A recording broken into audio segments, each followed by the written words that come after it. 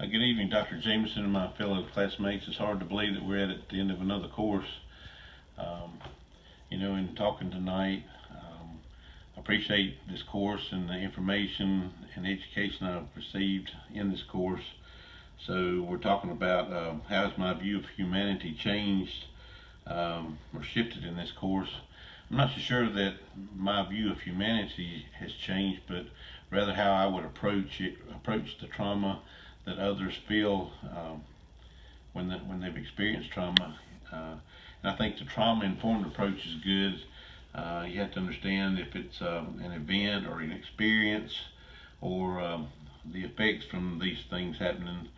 And then I almost included in my last paper the 3 or 4 R's.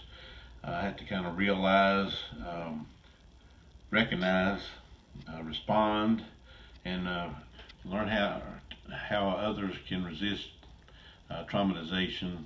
So I think a lot of people, when they go through something, say, "Where is God in all this?"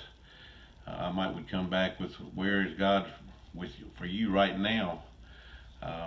So sometimes it's a matter of number one, being a good and active listener, being present with what others are feeling, and realize that I could put myself where they are in order to understand how they're feeling or assimilate how they're feeling. Somebody loses a child, that's never happened to me, so there's no way I could understand that.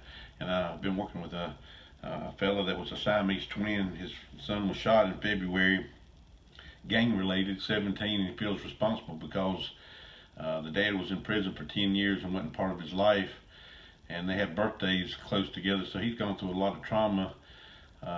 And he'd been on a lot of drugs, and just a little over a week ago he was rejected from going to an inpatient treatment, and he wanted to go back to New Orleans, Louisiana. And I said, well, the only two choices you have in that situation is to die or to go back to prison. And somehow I talked him into going to detox, and he has been there for a whole week, and he is planning to stay for another 7 to 10 days.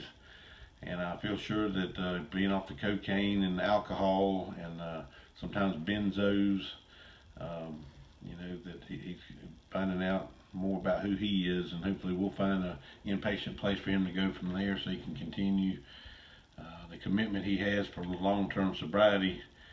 So there again, there's not a whole lot that I want to say much more than my view of how to handle trauma. Samson says trauma-informed care is a good thing to do, and that's the approach I'll take, and that's what will more than likely help me in my practice. Anyway, thank you for everything you've done this semester or 7 weeks.